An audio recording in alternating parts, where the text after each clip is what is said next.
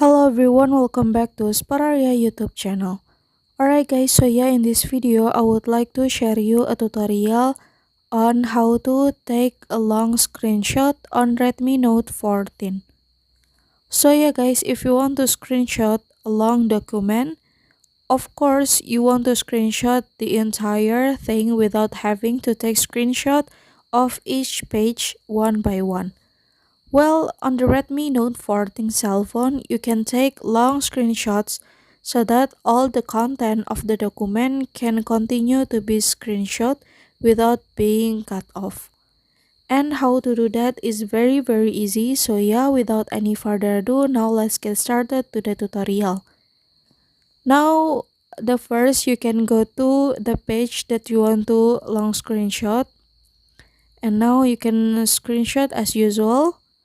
And then you can click this one, scroll, and then the page will scroll until the page that you want. And so yeah, here's the long screenshot has taken, and now you can see in gallery. So yeah, here's the result of your long screenshot.